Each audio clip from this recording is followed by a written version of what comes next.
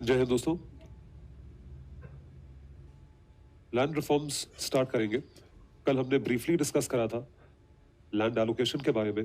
तो जो पहले दो टॉपिक्स आप देख रहे हैं, इन टॉपिक्स को मैं एक बार रिकैपिटुलेट करूंगा and then we will continue with land reforms कि ऐसे कौन से रिफॉर्म्स किए गए हैं जिनको हम आज की डेट में इस पर्टिकुलर सेंस में देखते हैं।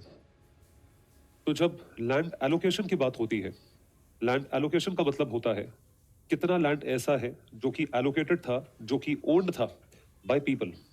कैसे लोग?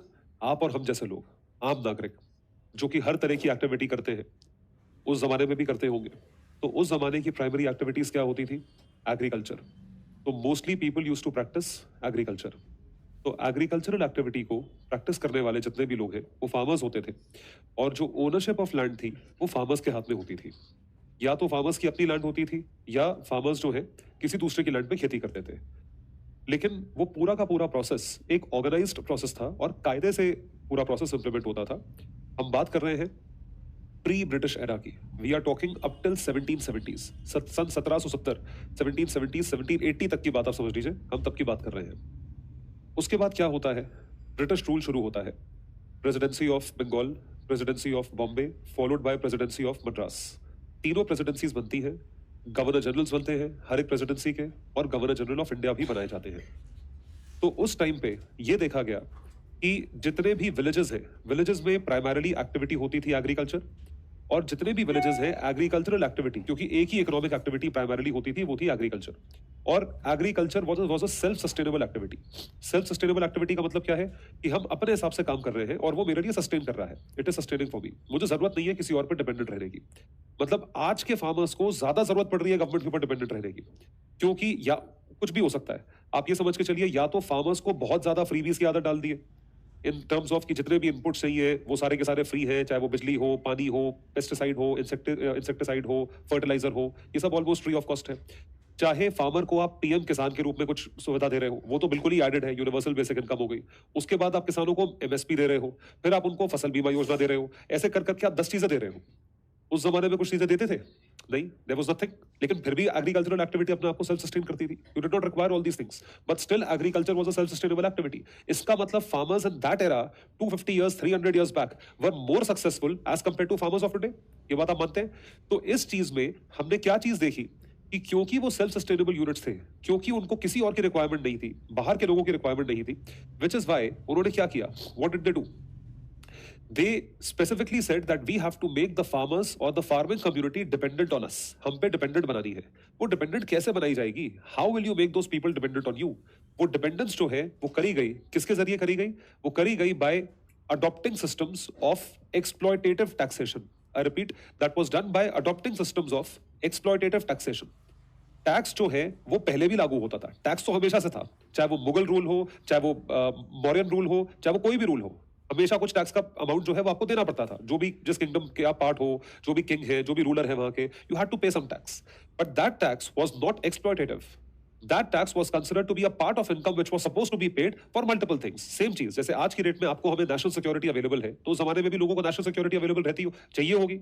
जो भी आपका किंगडम है उसके बाहर से कोई आके इन्वेड कर सकता है, आपको मार सकता है, आपके जो विलेज के ऊपर जो है कब्जा कर सकता है। तो you need that kind of security. वो सिक्योरिटी जो है वो उपलब्ध थी। कैसे उपलब्ध थी?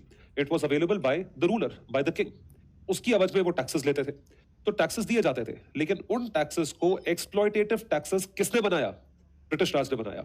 दैट इज वाई ब्रिटिश राज के लिए टर्म यूज करा जाता है दैट आपने शोषण करा है, आपने इंडिया का भला कुछ नहीं करा। जो ब्रिटिशर्स क्लेम करते हैं कि हमने आपको रेलवे दी, हमने आपको बैंक दिया, हमने आपको अंग्रेजी दी, हमने आपको ये दिया वो दिया, आपने सिर्फ शोषण करा है। और आपने जो दिया है वो आपने अपने फायदे के लिए इंडिया में बनाया है, वो हमारे फायदे के लिए इंडिया में नहीं बनाया। चाहे वो रेलवे ट्रैक्स हो, वो अपने फायदे के लिए बनाई है, चाहे वो आयरन एंड स्टील इंडस्ट्री हो, अपने फायदे के लिए बनाई है। इंडिया के फायदे के लिए आपने क्या किया? What have you done for the benefit of India? Nothing.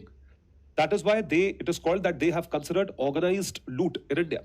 अब ऑर्गेनाइज्ड लूट का सबसे पहला पार्ट था कि आपने ऐसा कानून बनाया जिसके जरिए आपने सबसे पहले टैक्सेस का रेट बढ़ाने के बारे में सोचा। टैक्सेस का रेट बढ़ाने के लिए what did you do? You started implementing systems of collecting taxes. तो जब आप टैक्सेस कलेक्ट करते हो, उसका सिस्टम जो है वो इंप्लीमेंट करा गया लॉर्ड कॉर्नवालिस द्वारा। तो कॉर्नवालिस ने 1790s में जो पहला सिस्टम इंट्रोड्यूस करा, वो एक इंटरमीडियरी या मिडलमैन का था। मिडलमैन है, इंटरमीडियरी है। उस इंटरमीडियरी के हाथ में आपने इतनी पावर दे दी कि आपका काम है कि आप आगे से टैक्स इकट्ठा करके मुझे दोगे। तो जब आपके पास पावर है कि आप आगे से टैक्स इकट्ठा करके मुझे दोगे, तो फिर आप कुछ भी यूज करो, साम दाम दंड भेद, आप किसी भी तरह की टैक्टिक यूज करिए, आपको जो मर्जी करना है करिए, मुझे इतना टैक्स का अमाउंट आप इकट्ठा करके दीजिए। अच्छा, टैक्स का अमाउंट कैसे इकट्ठा करना है, उसके टैक्टिक्स आपके, उस चीज की पूरी रिस्पॉन्सिबिलिटी आपकी, हम आपसे बात करेंगे, हम आगे से बात नहीं करेंगे। ये सबसे कन्वीनियंट सिस्टम है।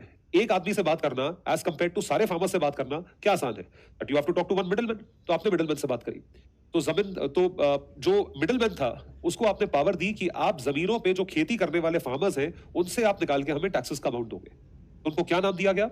जमींदार। दे वर कॉल्ड एज जमींदार। तो जमींदार मतलब they had a part in playing as a part of permanent settlement system. तो परमानेंट सेटलमेंट सिस्टम में आपने ये बोला कि आप आगे से टैक्स इकट्ठा करके मुझे दोगे, और अगर हालात खराब हुए किसी वजह से, मौसम का हाल ऐसा है, मौसम की जानकारी नहीं थी, फसल खराब हो गई, कुछ भी हो गया, where farmers are not able to pay, तो फार्मर्स को आप ड्यू कर लिया करते थे, दबा दिया करते थे, और जो भी टैक्स है उसकी अवज में उसकी जमीन हड़प लिया करते थे।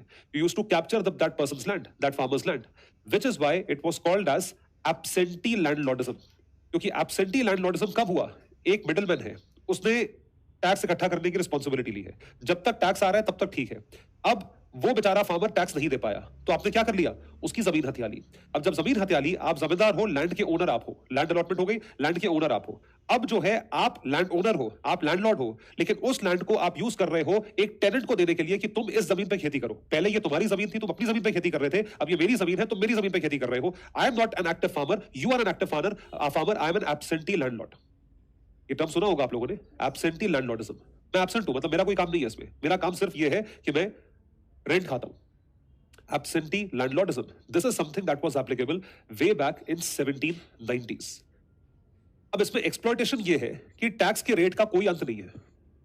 ब्रिटिश सरकार ने टैक्स का रेट फिक्स करा, मान लीजिए 30% का, 30% का टैक्स का रेट है, लेकिन आप जो इकट्ठा कर रहे हो दैट इज हायर देन 30%, क्योंकि जो एक्स्ट्रा पैसा है वो आपका है, इट इज योर्स। आप जितना ऊपर से इकट्ठा करोगे वो आपका है। तो अब आप एक्सप्लॉइट करके कैसे भी करके 30% से ऊपर इकट्ठा करने की कोशिश करोगे, नहीं तो उसकी जमीन हड़प लोगे। तो दोनों तरफ से फार्मर मारा जा रहा है। Absentee landlordism, permanent settlement system, zamindari system सबसे ज्यादा एक्सप्लॉयटेटिव सिस्टम माना गया था। उसके कुछ साल बाद जो है वो आया रियोतवारी सिस्टम, कि रियोत्स में आपने डिवाइड करा और आपने हर रियोत से जो है वो टैक्स चार्ज करा, which was directly between the government and the farmer, which was less exploitative। कम से कम उसमें इंटरमीडियरी तो नहीं है, आपने डायरेक्टली उससे चार्ज करा। वो अगर हाई टैक्स भी होगा, ऑब्वियसली टैक्स ज्यादा ही होगा, टैक्स ज्यादा है, लेकिन फिर भी जो चीज आपने चार्ज करी, that is something that resulted into what? That resulted into charging tax directly from the farmers under ryotwari system. और जो तीसरा सिस्टम आया, जो बहुत साल बाद आया, तकरीबन 20 साल बाद आया, वो था महलवारी सिस्टम, कि पूरे गांव को आपने एक महल में डिवाइड करा या एक महल की तरह ट्रीट करा कि हम इन टोटलिटी सबसे टैक्सेस ले रहे हैं, we are charging taxes from every single person in that village. तो पूरा कंबाइंड विलेज जो है वो हमें इतना टैक्स देगा, अब चाहे आप जैसे मर्जी अरेंज करिए। महलवारी सिस्टम, तो महलवारी सिस्टम को इंप्लीमेंट किया गया, और महलवारी सिस्टम के तहत आपने रिस्पॉन्सिबिलिटी, जो वहां के हेड है, सरपंच होते हैं जनरली हेड विलेजेस के, उनकी रिस्पॉन्सिबिलिटी बांधी कि आप जो है आप हमें इतना टैक्स लाके देंगे। So that is how these systems, they fixed taxes on farmers on the basis of multiple different mechanisms. और वो मल्टीपल डिफरेंट मैकेनिज्म्स पूरे भारत में अलग अलग एरियाज में ऑपरेशनल थे। एक चीज ईस्टर्न पार्ट ऑफ इंडिया में थी, एकदम सेंट्रल पार्ट ऑफ इंडिया में थी, वेस्टर्न पार्ट और सदर्न पार्ट ऑफ इंडिया में थी। इस तरीके से वो अलग अलग पार्ट्स ऑफ इंडिया में ऑपरेशनल थे। ये सारे सिस्टम्स बहुत ज्यादा एक्सप्लॉयटेटिव थे, जिसकी वजह से क्या हुआ, what happened, there were multiple problems. तो जब ये जो मैंने आपको बताया है, this is the historical background. तो हिस्टोरिकल बैकग्राउंड है, ये जितनी भी चीजें हुई, ये तीनों systems, zamindari system, ryotwari system, mahalwari system, इसकी वजह से जो इंडिपेंडेंस के टाइम सिचुएशन थी, किसकी, फार्मर्स की, वो स्थिति बहुत ही खराब थी। So what was the situation, what would have been the situation at the time of independence? Independence के टाइम पे क्या सिचुएशन हुई होगी, आप सोच के देखिए। 1792 से सिस्टम चल रहा है, 150 साल हो गए, 1947, मोर देन 150 ईयर्स। तो 150 ईयर्स में तो आपने खून चूस लिया होगा फार्मर्स का, छोड़ा थोड़ी होगा। पहले शुरू में वो सिर्फ टैक्स कलेक्शन का सिस्टम था, फिर धीरे धीरे लैंड ग्रैबिंग का सिस्टम बन गया कि जमीन किसी तरह हथिया लो, फिर जमीन हथिया के सारा का सारा सिस्टम जो है, पूरी जमीनें जो है सिर्फ और सिर्फ चंद फार्मर्स के हाथ में आ गई, वो लैंड ओनर्स कहलाने लगे। तो all those land owners had huge land parcels, land banks, land parcels, huge land banks थे, बहुत बड़े लैंड बैंक से, बहुत बड़े लैंड पार्सल्स थे, सबके पास आ गए। तो मेजॉरिटी के साथ जो है 80-90% farmers were either below the poverty line और इवन वर्स देन दैट, उससे भी खराब अगर कोई स्थिति होती है तो वहां तक पहुंच गए थे। एंड नॉट टू मेंशन, उसके बाद और एक्सप्लॉयटेशन हुआ कि जी आप अनाज नहीं उगा सकते, आप ये नहीं उगा सकते, आप सिर्फ नील उगाओगे, आप यही उगाओगे, आप कैश क्रॉप उगाओगे, आप हॉर्टिकल्चर क्रॉप उगाओगे। मतलब जिस चीज के उगाने से उनको, फार्मर्स को फायदा नहीं हो रहा है लेकिन ब्रिटिशर्स को फायदा हो रहा है, आप वो चीज उगवा रहे हो। तो कहीं पे भी एक्सप्लॉयटेशन तो रुका नहीं। तो सिचुएशन क्या, सिचुएशन कोई बहुत रोजी पिक्चर तो होगी नहीं। सिचुएशन क्या होगी, सिचुएशन तो एकदम अति वाली सिचुएशन होगी। तो क्या सिचुएशन थी? Most of the farmers were small and marginal farmers who had been heavily exploited, और उस हेवी एक्सप्लॉयटेशन की वजह से all the farmers were heavily indebted, मतलब उनके ऊपर कॉन्स्टेंटली उधारी रहता था कि तुझसे इतना पैसा निकलता है, तुझसे इतना पैसा निकलता है, तुझसे उतना पैसा निकलता है, अगली बार खेती करेगा तो तेरा ये लोन माफ होगा, फिर अगली बार का जो पैसा है वो चढ़ जाएगा, फिर उससे अगली बार खेती करो। तो मतलब वो कांस्टेंट डेट के साइकिल में फंसे रहते थे। डेट का फेर, डेट का फेर, उधार का फेर, इसको कहा जाता है डेट ट्रैप। आज की डेट में डेट ट्रैप कहा जाता है। आज की डेट का जो डेट ट्रैप है उसमें तो फार्मर्स खुद ही फंसते हैं। उस टाइम का जो डेट ट्रैप था उसमें फार्मर्स फंसाए जाते थे। आज क्या है कि आपने एक लोन लिया, उससे आपने कुछ काम करा, वो लोन नहीं रीपे कर पाए, दूसरा लोन लिया, पहला लोन रीपे करा, दूसरा लोन है उससे कुछ काम किया, वो चुकाना है, तीसरा लोन लिया, दूसरा रीपे करा, तो कॉन्स्टेंटली आप डेट ट्रैप में फंसे हुए हो। उस टाइम पे क्या था, डेट ट्रैप में फंसाया जाता था कि तुम कॉन्स्टेंटली अगर उधारी में रहोगे तो मेरे अंगूठे के नीचे रहोगे।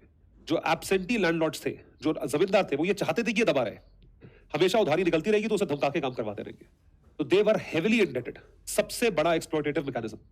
और वो क्यों था? क्योंकि मेजॉरिटी फार्मर्स की जमीन खींच ली गई थी। द लैंड वाज ग्रैब्ड, और क्योंकि लैंड को ग्रैब कर लिया गया, इस वजह से और प्रॉब्लम्स हुई। There were multiple more problems that were observed. तो जो भी प्रॉब्लम्स हम ऑब्जर्व करते हैं, most of the problems that are observed, ये जो प्रॉब्लम्स है, इसका सबसे बड़ा जो इंपैक्ट दिखा वो प्राइमरी सेक्टर पे दिखा। क्या इंपैक्ट दिखा प्राइमरी सेक्टर पे? इंपैक्ट ये दिखा कि कोई भी चीज आप प्राइमरी सेक्टर को दो कि भाई ये करो, ये करो, ये करो, ये करो, इस तरीके से काम करो, लेकिन उसमें उनको ज्यादा बेनिफिट नहीं होता है। अब उसमें नुकसान क्या है? इकोनॉमी का नुकसान क्या है? एक तो फार्मर का नुकसान हो गया। इकोनॉमी का नुकसान क्या है? इकोनॉमी का नुकसान ये है कि क्योंकि आप प्रोडक्शन सिर्फ और सिर्फ एक स्पेसिफिक चीज का करवा रहे हो या अपने हिसाब से चीजों का करवा रहे हो, तो होता क्या है, व्हाट हैपेंस, कि इकोनॉमिक एक्टिविटी, एग्रीकल्चर ठीक से हो नहीं पाती है। जो एग्रीकल्चरल आउटपुट इकोनॉमी को मिलना चाहिए वो मिलता नहीं है। You don't get it. और फार्मर्स की स्थिति पहले से खराब है। समझ पा रहे हैं आप लोग? भाई अगर चलो मतलब मेजोरिटी लोग खेती कर रहे हैं, एक्सप्लॉइट भी कर रहे हो, सब कुछ हो रहा है, तो कम से कम आउटपुट ही निकल जाए। आउटपुट तो निकले जो भी आप प्रोड्यूस कर रहे हो, लेकिन जो आप प्रोड्यूस कर रहे हो उसका आउटपुट निकलता ही नहीं है। आउटपुट क्यों नहीं निकलता है? क्योंकि आप उसे वो प्रोड्यूस ही नहीं करने दे रहे हो जिस चीज का आउटपुट चाहिए, जो एक्चुअली फीड करने के लिए इंपॉर्टेंट हो। विच is why people were always dependent upon limited food grains और लिमिटेड फूड। वो हमेशा लिमिटेड चीजों पर डिपेंडेंट थे। और यही डिवाइड एंड रूल का यही हिसाब किताब था। एक तो डिवाइड एंड रूल को रिलीजन के बेसिस पे किया गया था, और दूसरा था that you constantly be dependent on us. अगर तुम्हें मान लो 2 रोटी की भूख है तो हम 1 रोटी देंगे, ताकि तुम कॉन्स्टेंटली, तुम्हारी फाइट क्या रहे, वो एक एक्स्ट्रा रोटी कमाने की फाइट रहे, तुम उसके ऊपर सोच ही ना पाओ। This was the mentality by the British. So it created so much problems that the entire primary sector, the agricultural community, except for zamindars, zamindar कितने होंगे? 2-3% होंगे। 97-98% लोग जो है वो गर्त में थे, डेट ट्रैप में थे, हाई डेट्स में थे। बहुत बड़ी प्रॉब्लम थी। तो इस वजह से ये जो सारे के सारे सिस्टम्स इंप्लीमेंटेड थे, इन सारे सिस्टम्स को चेंज करना था। तो सिस्टम्स को चेंज करने के लिए क्या चीज रिक्वायर्ड थी? रिफॉर्म्स रिक्वायर्ड थे। तो जितने भी लैंड रिफॉर्म्स यहां पे रिक्वायर्ड है, इन लैंड रिफॉर्म्स को स्पेसिफिक तरीके से इंप्लीमेंट किया जाता है। They are implemented in a specific way. वो क्या तरीके हैं, आइए देखते हैं। Let's have a look. इसको फेजेस में डिवाइड करेंगे। Let's divide it into phases.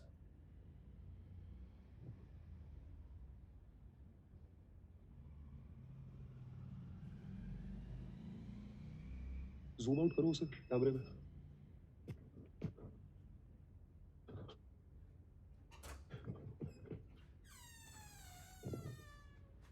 Yes. So, post-independence, it ranged from 1950 to 1972. जितने भी लैंड रिफॉर्म्स हैं, उन लैंड रिफॉर्म्स को हमने ब्रॉडली 5 फेजेस में बांटा है।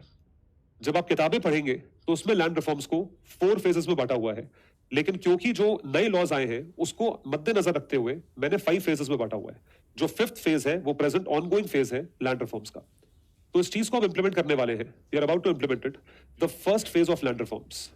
अब आप खुद समझ के देखिए, जो लैंड रिफॉर्म्स इस एरा में रिक्वायर्ड होंगे, यानी कि पोस्ट इंडिपेंडेंस रिक्वायर्ड होंगे, वो उस जमाने की प्रॉब्लम्स को देखते हुए होंगे, तब जो प्रॉब्लम्स रही होंगी या उसके पहले जो प्रॉब्लम्स रही होंगी। और आज के जो लैंड रिफॉर्म्स, मतलब लैंड रिफॉर्म्स आज भी हो रहे हैं, कहने का मतलब ये है, तो आज जो लैंड रिफॉर्म्स हैं वो आज की प्रॉब्लम्स को देखते हुए इंप्लीमेंट हुए होंगे। तो किस तरीके से लैंड रिफॉर्म्स इंप्लीमेंट हो रहे हैं और उसका क्या इंपैक्ट देखा जा रहा है, ये मैं आपको समझाऊंगा। That is on the basis of the problems faced by the farmers.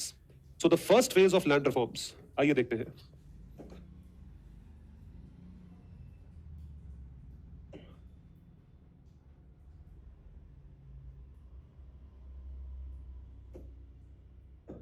क्या कहता है? What is the first phase of land reform state? सबसे पहली चीज, कितना बड़ा खतरा है? आप मान लीजिए आप टेनेंट हैं, और मेरे ख्याल जितने आउट स्टेशन स्टूडेंट्स हैं सब टेनेंट्स ही होंगे। टेनेंट मतलब सब समझते हो? टेनेंट हो, हाँ, रेंट देते हो ना, मतलब आप टेनेंट हो, आप रेंटेड अकोमोडेशन में रहते हो। कितने लोगों की लिखा पड़ी है? लिखा पड़ी है आपकी? प्रॉपर एग्रीमेंट हुआ है आपका? कागज हुआ है? रिसीट है? चलो रिसीट भी बहुत बड़ी बात है। बाकी और किसी का एग्रीमेंट हुआ है? आपकी भी रिसीट है, आपकी भी रिसीट है, आपकी भी रिसीट है। ये क्या पीजी की रिसीट है या फ्लैट की रिसीट है? फ्लैट की है। तो फ्लैट की रिसीट होती है, आप मतलब आप डिस्ट्रिक्ट कोर्ट में जाके शनाख्त वगैरह तो हुई नहीं होगी आपकी, ये तो स्टूडेंट के लेवल पे नहीं होता है। लेकिन नॉर्मली अगर जैसे ये कमर्शियल स्पेस जिसने ली होगी रेंट पे, वो जाते हैं कोर्ट। आपको पता है कैसे चलता है ये, मतलब पूरा सिस्टम ऑफ टेनेंसी कैसे चलता है? नहीं, किसी को नहीं पता है। हाँ, क्या आइडिया है बताओ?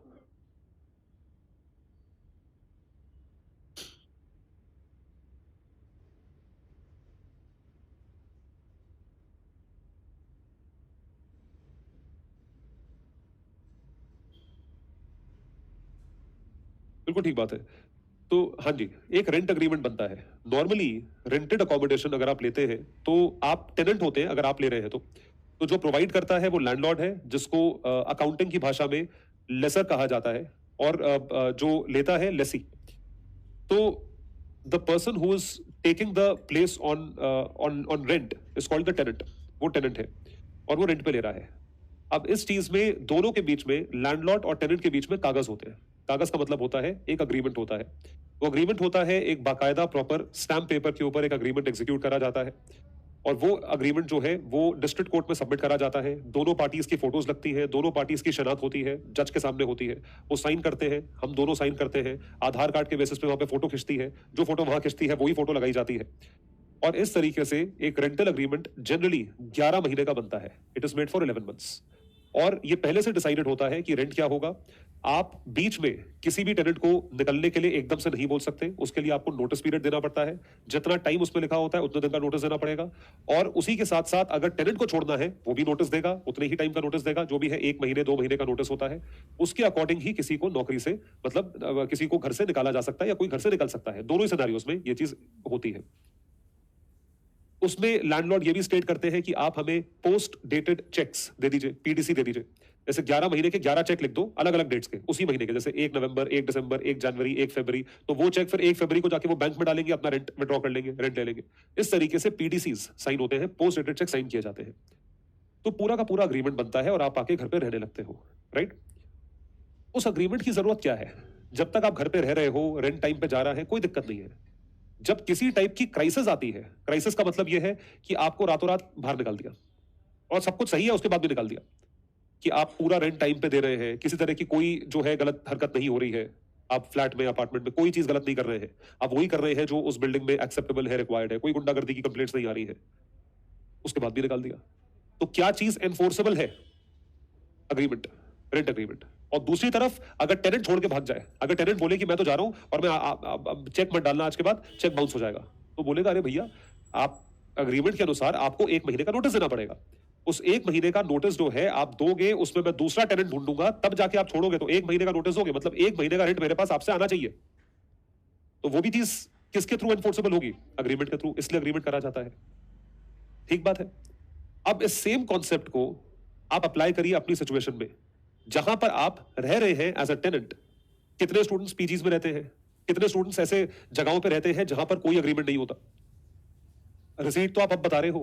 When I used to stay on rent in old Rajendra Nagar, at that time कुछ भी नहीं होता था, मतलब ऑन रिसीट के कैश कुछ भी नहीं, नथिंग। और अब तो खैर ये पेटीएम यूपीआई इतना हो गया है, तब तो आप कैश में देते थे रेंट।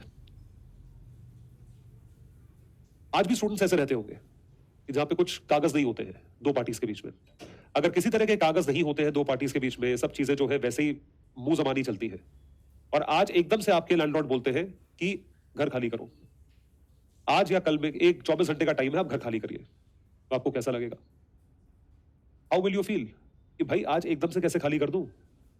ये तो गलत है, दिस इज रॉन्ग। आप कम से कम मुझे इतना टाइम तो दो कि मैं दूसरा घर ढूंढ सकूं। 1 हफ्ते, 2 हफ्ते, 3 हफ्ते का कुछ तो टाइम मिलना चाहिए मुझे। How can I vacate the house instantly? I cannot do it. समझ पा रहे हैं आप? आपके ऊपर ऐसा होगा कि आपके ऊपर पहाड़ फट पड़ेगा, आपके नीचे से धरती खुल जाएगी। ये क्या हुआ मेरे साथ? मुझे एकदम से घर वकेट करने के लिए बोल दिया। जब आप रेंट पे रहेंगे ना, अभी तो चलिए आप स्टूडेंट हैं, स्टूडेंट लाइफ में कोई किसी को बोलता नहीं और उनको भी जरूरत है स्टूडेंट्स की। अब तो और ज्यादा जरूरत है। जब से ये हादसा हुआ है, स्टूडेंट्स आना बंद हो गए और एक इंस्टीट्यूट चला गया यहां से।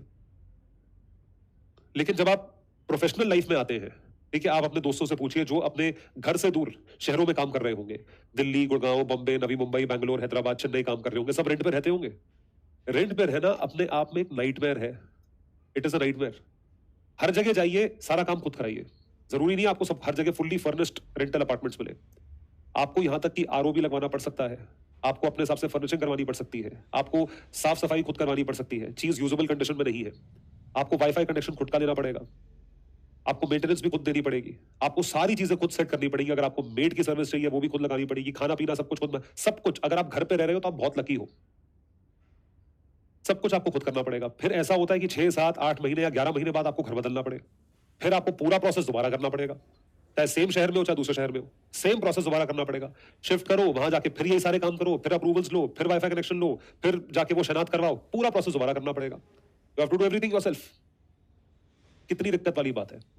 लेकिन एक बार अगर आप प्रोसेस करें तो उसके बाद कम से कम आपको उतने टाइम की सिक्योरिटी है जितने टाइम का अग्रीमेंट बना है। और मान लीजिए अग्रीमेंट नहीं है, आपको खाली करने के लिए बोल दिया जाए, तो आपको कैसा लगेगा? आप एक टेनेंट हैं। और ऐसा होता है। अब इस चीज को रेप्लिकेट करो एक फार्मर के जीवन में। More than 50% farmers do not have their own land, which means where do they farm? On someone else's land. किसी और की जमीन पे आप फार्मिंग कर रहे हो, इसका मतलब किसी और की जमीन जो है आपने लीज पे ले रखी है, और उस एक क्रॉपिंग सीजन के लिए, जो कि कितना टाइम चलता है? 3, 3.5, 4 महीने, मतलब 4 महीने तो कम से कम चलेगा मेरे हिसाब से। फसल बोने से लेके फसल कटने तक का पीरियड तो 4 महीने मेरे ख्याल कम से कम पीरियड इतना तो चाहिए ही होता है। 4 months, it can go up to 6 months, but 4 months तो आपको पीरियड चाहिए होता है। 4 महीने के लिए आपने एक जगह ली लीज पे। किससे ली होगी? जमींदार से ली होगी, एब्सेंटी लैंडलॉर्ड से ली होगी। You have borrowed you have taken the land on lease. आपने पूरी मेहनत करी, बड़े प्यार से खेत को जोता, सब कुछ करा। 1.5 महीने बाद वो बोलता है आउट, आउट। आपको निकाल के बाहर खड़ा कर दिया, क्या कर लोगे? फार्मर हो, क्या उखाड़ लोगे उसका? कुछ कर सकते हो? और उस जमाने में तो वैसी लैंडलॉर्ड्स को इतनी पावर दी हुई थी, अब वैसी कुछ नहीं कर सकते। So what is this called? Eviction. Eviction, evict कर दिया, निकाल दिया, बाहर फेंक दिया निकाल के। तो आपकी करी कराई मेहनत जीरो हो गई। बीज निकाल के थोड़ी लेकर जाओगे, हाँ? और बीज तो फूट गया होगा, अब तो सैपलिंग निकल आई होगी उसमें से, कहां लेकर जाओगे? ना तो वो उगा है, किसी लायक नहीं है वो। अब वो पूरा का पूरा प्रोड्यूस जो है वो किसके गले जाएगा? जमींदार के। और उससे ज्यादा खतरे वाली बात क्या है? Fear of eviction. मरने से ज्यादा खौफनाक क्या होता है? मरने का डर। समझ रहे? अगर मरी गए तो खत्म हुआ ना काम। मरने का डर रहेगा आपको, तो आप सोच के देखिए आपको क्या बीतेगी आपके ऊपर। मतलब वो ज्यादा मेंटल ट्रॉमा है, वो बहुत बड़ा मेंटल ट्रॉमा है। फियर ऑफ एविक्शन, कि आपके सर पे कॉन्स्टेंटली तलवार है, जबकि किसी ने कुछ बोला नहीं है, लेकिन एक तलवार है कि मुझे निकाल देंगे, निकाल देंगे, निकाल देंगे, निकाल देंगे, निकाल देंगे, निकाल देंगे, निकाल देंगे। इसी चक्कर में आप रह रहे हो। It is a mental trauma in everyone's mind. किसी भी इंसान के दिमाग में, और हर इंसान के दिमाग में हो सकता है। ब्यूरोक्रेट बनने वाले हो, बन जाना। प्राइवेट सेक्टर में आओगे, रोज की तलवार है। किस चीज की? कि टारगेट पूरा नहीं हुआ, प्रमोशन नहीं होगा, सैलरी नहीं बढ़ेगी, पता नहीं कब निकाल दे, पता नहीं कब नोटिस आ जाए। आज की डेट में तो और ज्यादा हो गया है पोस्ट कोविड, जब से ये नई नई टर्म्स आई है, funding winter, lack of funds. ये स्टार्टअप की दुनिया से शुरू हुआ ये पूरा काम। ले ऑफ्स। ले ऑफ्स का मतलब है आउट। उसको क्या बोलती है companies? We are optimising cost. ये सब जो है ये एमबीएस के दिए हुए टर्म्स है, ठीक है? What are we doing? We are optimising cost. साफ साफ बोलना, तेरे पास पैसे नहीं है, तू नौकरी से निकाल रहा है, क्या ड्रामा लगा रखा है? We are optimising cost. मैं तो ये देख रहा हूं तमाशा पिछले 7-8 साल से, because I been associated with startups, most of the startups since the inception of my career. तो when we say cost optimisation, समझ लो कि कुछ ना कुछ आफत आने वाली है। अब इसमें खतरा किसको है? खतरा सारे एम्प्लॉइज को है। तो आप सुबह सुबह किसी ने न्यूज फैलाई कि ऐसा है, आज एक ईमेल आने वाली है रात तक, तो रात तक आपका जीना दुश्वार हो जाएगा।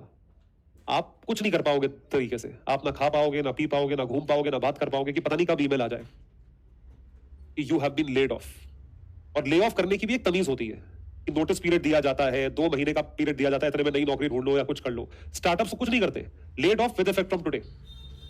सिवियरेंस पे का एक कॉन्सेप्ट होता है, पहले हुआ करता था, वो भी हटा दिया, वो भी आधे लोग देते नहीं है। सिवियरेंस पे का मतलब होता है कि आपको एक 1.5 महीने की तनख्वाह दे रहे हैं ताकि अपना सर्वाइवल निकाल लो और तब तक दूसरी नौकरी ढूंढ लो। अब उससे भी बचने लगे, वो भी पैसा बचा लो। स्टार्टअप्स में शुरू हुआ और ट्रेडिशनल बिजनेसेस में भी आ गया ये। अब सबसे बड़ी कंपनी जिसका बोलबाला है, जिसके बारे में सब तारीफ करते हैं, आप जानते हैं किस कंपनी के बारे में बात कर रहा हूं, उस कंपनी ने तक ले ऑफ्स करे हैं, 10,000 लोगों को फायर करा है। ये न्यूज पब्लिक नहीं हुई, this news was not made public. एक शायद न्यूज आर्टिकल आया, फिर वो न्यूज दबा दी गई, गूगल पे सर्च करोगे शायद मिल जाएगा। Firing of 10,000 employees in a traditional business. एक तो होता है स्टार्टअप बिजनेस जो कि फंडिंग पर चल रहा है, दूसरा होता है ट्रेडिशनल बिजनेस, नौकरी चल। व्हाट वाज था। तो सबसे पहली चीज क्या करनी थी post independence? The first reform that should have been done what was tenancy regulation. Tenancy regulation provide some security to the farmer. वो फार्मर मेहनत ही तो कर रहा है, किसी का कुछ ले थोड़ी रहा है, किसी को नुकसान थोड़ी पहुंचा रहा है। अरे खेती तो जोत रहा है, कुछ उगाएगा तो हमारे काम ही आएगा ना, वो खाने पीने की तो काम आएगा। So why is the farmer being subject to meet out such atrocity? उसे आप निकाल दो। क्यों निकाल रहे हो भाई? अगर निकालना है तो 4 महीने बाद निकाल देना, जब उसकी फसल कट जाए। इसको बोलते हैं एक्सप्लॉयटेशन। और मुझे मुझे मुझे सीरियसली ये बात लगती है कि इंसानियत के नाते, छोड़ो ब्रिटिशर्स क्या बोलते हैं, इंसानियत के नाते तो आपको नहीं बोलना चाहिए जब आपको पता है उसकी आधी मेहनत हो चुकी है और ये एक ऐसी चीज है जो कि निकल नहीं सकती, या तो वो उगेगी या वो बर्बाद होगी। सो वैसे आप क्या ले रहे हो? आप पूरे फार्मर के पूरे प्रोड्यूस में से एक हिस्सा रेंट के नाम का ले रहे हो। अब आप क्या करोगे? पूरा हिस्सा हथिया लोगे, हड़प लोगे। तो tenancy regulation, so tenancy laws had to be reformed in order to do what?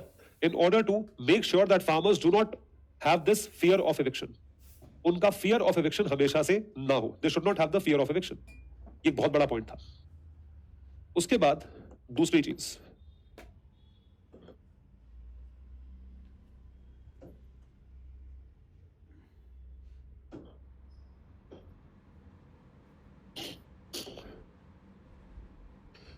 Absentee landlordism system को हटाइए, अबॉलिश करिए। इंटरमीडियरीज को हटाओ। इंटरमीडियरी यानी जमींदार, जमींदार को हटाओ, खत्म करो, निस्से नाबूद करो। जमींदार को हटाने से मतलब ये नहीं कि जमींदार को एलिमिनेट कर दो, उसका मतलब ये है कि जमींदार के कॉन्सेप्ट को, उस मेंटालिटी को हटाओ।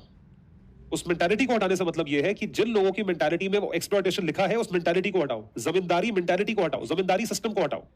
उस आप लैंड ओनर्स को थोड़ी हटा सकते हो, लेकिन जमींदारी सिस्टम को हटाओ। उनका कोई हक नहीं बनता कि वो टैक्स इकट्ठा करें। आप टैक्स लेने वाले कौन होते हो? टैक्स गवर्नमेंट का है, गवर्नमेंट खुद लेगी टैक्स अगर लेना होगा तो जमींदारी सिस्टम को अबॉलिश करो। नाउ जमींदार, इंटरमीडियरी, मिडिलमैन, जो मिडिलमैन है उनकी कोई रिस्पॉन्सिबिलिटी नहीं है कि वो आगे से टैक्स लेके पीछे दे, फार्मर से टैक्स लेके गवर्नमेंट को दे। आप कौन होते हो टैक्स लेने वाले? अगर मुझे टैक्स देना है मैं डायरेक्टली गवर्नमेंट को दे दूंगा, या गवर्नमेंट को टैक्स लेना है गवर्नमेंट खुद अरेंज करेगी कि कैसे लेना है।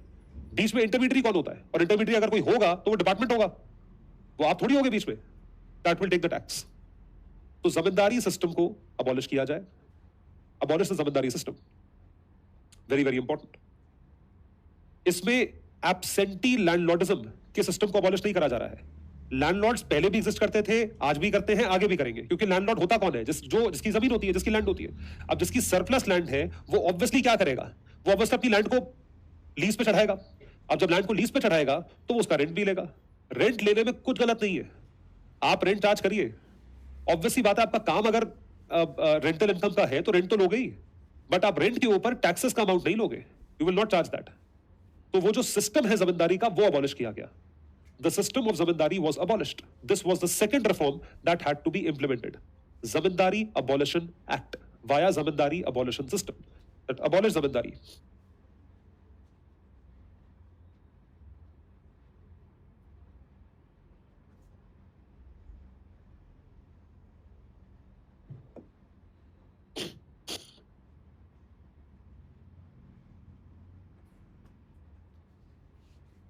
अच्छा जी, और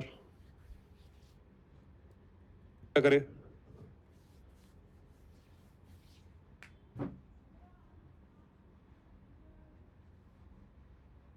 ceiling on land holding. Land holding को सील कर दो। इससे ज्यादा लैंड आप ओन नहीं कर सकते, इससे ऊपर हाइट नहीं बना सकते बिल्डिंग में। 8 फुट का भी आदमी आ जाए तो झुक के बैठेगा, इससे ऊपर सीलिंग नहीं जा सकती। अरे हंसने वाली बात नहीं है। Ceiling on land holding, land holding का मतलब यह है कि इतनी जमीन है और इतनी जमीन में से आप इतनी ही ओन कर सकते हो। You can own maximum of this amount और this limit. Ceiling on land holding, ताकि जो लैंडलॉर्ड्स हैं वो और ज्यादा लैंड बैंक इकट्ठा ना कर सके, क्योंकि लैंड बैंक इकट्ठा करने के लालच में वो और एक्सप्लॉइट करते हैं, दे further exploit. So the third reform is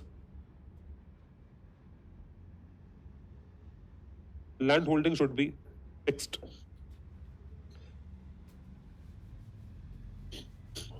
और चौथा reform was consolidation of land holdings, कि आप लैंड होल्डिंग्स को कंसोलिडेट करें। कंसोलिडेट करने का मतलब यह है कि एक किसान की जो लैंड है उस लैंड को आप इकट्ठा करें। इकट्ठा कैसे करें? कि उसकी लैंड डिस्ट्रीब्यूटेड है, तो उससे यह बोलो कि आप अपनी लैंड को एक जगह एकत्रित करो by selling pieces of land which are far away and buying the land which is close to your house or close to your piece of land। तो ट्रेड ऑफ होता है कि अच्छा तेरे पास यहाँ की जमीन है, मेरे पास वहां की जमीन है, ट्रेड ऑफ कर लो। सो कंसोलिडेशन ऑफ लैंड होल्डिंग, इसको डिस्परेट लैंड होल्डिंग कहा जाता है। डिस्परेट का मतलब है फैली हुई जमीन है, तो डिस्परेट लैंड होल्डिंग की कंसोलिडेशन, ये चौथा रिफॉर्म है। तो 4 रिफॉर्म्स उस जमाने में करे गए, उस जमाने की 4 प्रॉब्लम्स को देखते हुए, या उस जमाने की प्रॉब्लम्स को देखते हुए, which was problems on the eve of independence. तो क्या प्रॉब्लम देखी आपने? Farmers were in high heavy debts, farmers had lost pieces of land, zamindars had become pure very heavy capitalist and they had huge land banks, land parcels उनके पास बहुत बड़े बड़े थे और उस चीज का कोई अंत नहीं था। तो उसको रोकने के लिए आपने क्या क्या करा? टेनेंसी को रेगुलेट कर। तो टेनेंसी रेगुलेशन क्या है? कि आप उनको एविक्ट नहीं कर सकते। दूसरा क्या है? जमींदारी अबॉलिशन, मिडिलमैन को हटाओ। उसके बाद लैंड होल्डिंग को फिक्स करो, सीलिंग ऑफ लैंड होल्डिंग्स। और चौथा क्या है? कि आप डिस्परेट लैंड होल्डिंग्स को कंसोलिडेट करो, these should be consolidated. These were 4 reforms and this was implemented post independence। और इस चीज का जो रिजल्ट है वो हमने over a period of 2 decades देखा, इसलिए इसको first phase of land reforms में इंप्लीमेंट करा जाता है, या first phase of land reforms इन्हें माना जाता है। These are considered to be first phase of land reforms। So when we talk about this first phase, अब सवाल ये उठता है कि ये कितने कामयाब हुए? आपने इंप्लीमेंट तो कर दिए, इंप्लीमेंट करने से हुआ क्या? What happened? क्या लगता है आपको क्या हुआ होगा? हाँ जी, क्या हुई होगी? 1000 बीघा नहीं जी, क्या तो सही है। जमींदारी अबॉलिशन आप लेकर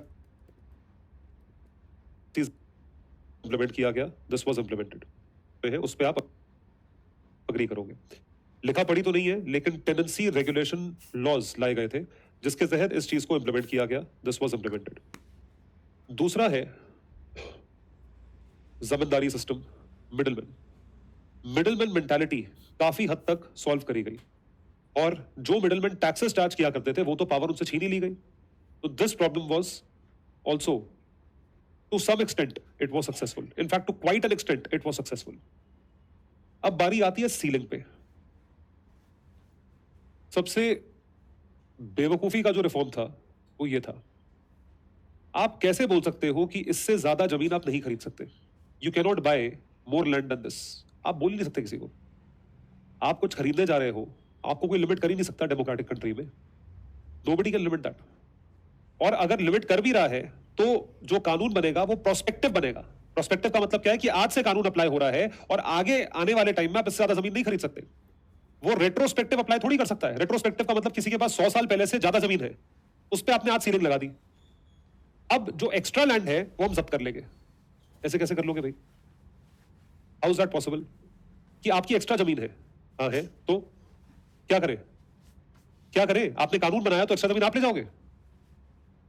ये तो सुनने में स्टुपिडिटी लगती है, सुनने में बेवकूफी है। आप एक घर में रहते हो, 3 बेडरूम का फ्लैट है, आप 2 यूज करते हो, तीसरा खाली पड़ा है। सरकार आके आपको बोले तुम तीसरा थोड़ी यूज कर रहे हो, आप बोलोगे तो नहीं यूज कर रहा, तो खाली पड़ा पड़ेगा, तो तुम्हारा क्या जा रहा है? नहीं, हम लेंगे, हम ले लेंगे। छोटे शहरों में तो लोगों के बड़े बड़े घर होते हैं, आधा घर यूज ही नहीं हो रहा है, या एक मंजिल यूज नहीं हो रही है, सरकार आके बोले म्यूनिसिपैलिटी रहता है कोई नहीं रहता है, हमें दे दो। क्यों भाई, क्यों दे दो? सीलिंग, लैंड होल्डिंग पे सीलिंग, ये तो कभी भी कामयाब होना ही नहीं था। लेकिन ये जो कॉन्सेप्चुअली बनाया गया था, ये कॉन्सेप्चुअली गलत था। It was wrong. मुझे तो आज तक लगता है ये गलत था। और इसके आगे भी एक चीज और आएगी, वो भी बताऊंगा थोड़ी देर में। तो सीलिंग और लैंड होल्डिंग, कि लैंड इससे ज्यादा आप ओन नहीं कर सकते। और चौथी चीज है डिस्परेट लैंड होल्डिंग्स। ये भी प्रोसेस मुश्किल है कि आप कंसोलिडेट करो, क्योंकि ट्रेड ऑफ करना पड़ेगा इसमें लैंड का। तो ये consolidation is also not easy, ये भी आसान काम नहीं है, क्योंकि ट्रेड ऑफ करने में फिर आपको पेपर एक्सचेंज करने पड़ेंगे, आपको ओनरशिप चेंज करनी पड़ेगी, कितने फार्मर्स इसमें इंटरेस्टेड होंगे, कितने नहीं होंगे, उसकी एक लीगल कॉस्ट होती है, उसकी ट्रांसफर कॉस्ट होती है, स्टैंप ड्यूटी वगैरह होती है। ये सब चीजें कितने लोग इनका करेंगे नहीं करेंगे। तो कंसोलिडेशन जो है, ये भी रिफॉर्म कोई बहुत कामयाब रिफॉर्म नहीं था। तो जो first phase of land reforms थे, उसमें खुद ही एक रिपोर्ट पब्लिश करी, एक task force agrarian reforms commission की अपॉइंट हुई, जिसकी एक रिपोर्ट प्रस्तुत की गई पार्लियामेंट में, और बताया गया कि first phase of land reforms की सक्सेस क्या थी। Critical analysis of the first phase of land reforms, इसका क्रिटिकल एनालिसिस करेंगे। 1947 तक it was ruling class, elite class and poor class. Ruler and ruled, rule मतलब जो रूल होता है, रूलर मतलब जो रूल करता है, ये डिफरेंस है। लेकिन 40 कॉन्स्टिट्यूशन अडॉप्शन के बाद वी बिकेम अ डेमोक्रेसी, और डेमोक्रेसी जो है वो बनी कॉन्स्टिट्यूशनल डेमोक्रेसी। कॉन्स्टिट्यूशनल डेमोक्रेसी का मतलब क्या है? Everything will be run by constitution of India. तो जब कॉन्स्टिट्यूशन ऑफ इंडिया के थ्रू सब चीजें चलती है, तो इसका मतलब यह है कि आप कोई भी चेंज लाना चाहते हैं, तो वो चेंज किस बेसिस पे आएगा? It will be on the basis of proper laws. You have to enact laws. मुंह जबानी बोलने से नहीं होगा, मतलब मुंह जबानी बोलने से भी होती है पॉलिसीज, वो डिपेंड करता है कि आप कितने सीरियस है उस चीज को लेके। लेकिन अगर कोई चीज वाया लॉ इंप्लीमेंट होती है, तो वो चीज ऑटोमेटिकली एनफोर्सेबल हो जाती है, और जैसे ही वो चीज एनफोर्सेबल होती है, तो उस चीज की सीरियसनेस नॉर्मल मुंह जबानी बोली गई चीज जो है, जो स्कीम है, उससे अलग होती है। तो which is why every single and specially these problems that you had to solve, जो प्रॉब्लम आपको सॉल्व करनी थी, उस प्रॉब्लम को सॉल्व करने के लिए लॉ बनाना जरूरी था। तो जो बार बार मैं आपको बोल रहा हूं कि एक्ट बनाया गया, जमींदारी अबॉलिशन एक्ट, वो एक्ट के तहत ही वो चीज अबॉलिश हो पाई, वरना तो मेंटालिटी चलती रहती। अब जमींदारी अबॉलिशन, अब सरकार, नेहरू जी तब प्राइम मिनिस्टर थे, अनाउंस करते कि जमींदारी खत्म हो गई है, और जमींदार अभी भी टैक्स ले रहा है। आप किसके खिलाफ जाके कंप्लेंट करोगे? कोई कानूनी नहीं है, कोई दफा ही नहीं है। Are you able to understand? तो जमींदारी अबॉलिशन एक्ट ने उस चीज को importance the. Are you able to understand?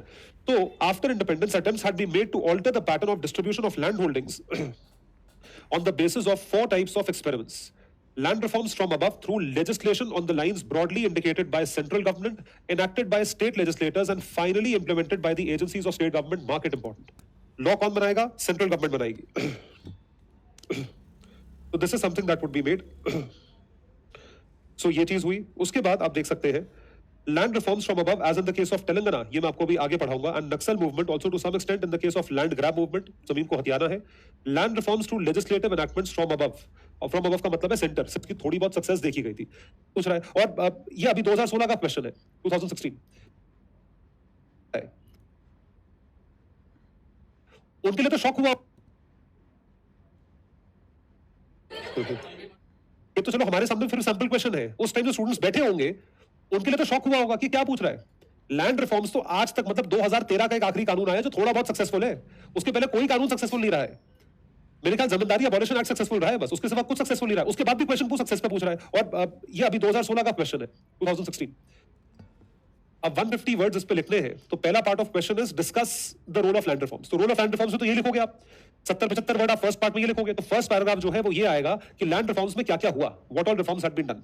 और सेकंड पार्ट में आपको सेकंड पैराग्राफ में ये लिखना है कि लैंड रिफॉर्म्स में जो चीजें करी गई वो कितनी सक्सेसफुल थी, हाउ वर दे सक्सेसफुल। इसमें आप पहली चीज पे क्या लिखेंगे कि टेनेंसी लॉज आए, where the farmers got security of tenure. आंकड़ों पे मत जाओ ना, अब जब वो बोल ही रहा है तो आपको आंसर फ्रेम करना पड़ेगा, उसमें कुछ नहीं कर सकते आप। ये थोड़ी स्मार्टनेस है, ये you have to be clever, इसमें चालाकी चाहिए। तो first is fear of eviction को कैसे हटाया गया? By tenancy laws. By tenancy laws where security of tenure was provided to the farmer, ये पहला है। दूसरा है जमींदारी अबॉलिशन एक्ट, कि जिसके थ्रू आपने एटलीस्ट जमींदारों को हाई टैक्सेस इकट्ठा करने से रोका, ये बहुत बड़ी बात है। ये सेकंड पार्ट है, this is very very important. फिर आती है बात सीलिंग ऑन लैंड होल्डिंग। आपने सीलिंग लगाई, अब चाहे सीलिंग पूरी तरीके से कामयाब नहीं हुई, लेकिन सीलिंग फिर भी लगाई, तो इट वाज पार्शियली सक्सेसफुल। मत लिखो फेलियर, आप लिखो पार्टली सक्सेसफुल। आपको क्या फर्क पड़ता है भाई, 4% तो सक्सेसफुल हुई ना, तो पार्टली लिख दो, partly successful. And land holding consolidated, इसको मत लिखो पॉइंट को। अब मैं क्या बताऊं उसमें, क्योंकि इसका कोई सजेस्टेड आंसर बनता नहीं है, मिल तो आपको बहुत सारे जाएंगे, सबने ऐसे ही एक्सप्लेन करा हुआ है, everyone has explained like this only. नहीं, ये तो आप फर्स्ट पार्ट में लिखोगे ही, क्योंकि पहला तो वो बोल ही रहा है कि discuss the role of land reforms. पहले में तो लिखो, अब आपको ये बताना है कि इसमें से कौन सी चीज कितनी इसमें ये सारी चीजें कामयाब हुई हैं, आपको जस्टिफाई करना है कि वो कामयाब कैसे हुई है। Success of land reforms in India, समझे? तो ये चीज है। अब ये यूपीएससी का सवाल है, तो मैं आपको ये बताना चाह रहा हूं कि जीवन आसान नहीं है कि आप जो कुछ पढ़ो और वो सीधा सीधा आ जाए। तो मजा क्या हुआ यूपीएससी का? यूपीएससी का मजा तब है कि जो तुम पढ़ो वो ना आए, और ऐसी चीज आए जो तुमने सोची ना हो, और तुम्हें दिमाग, you have to force your brain to think.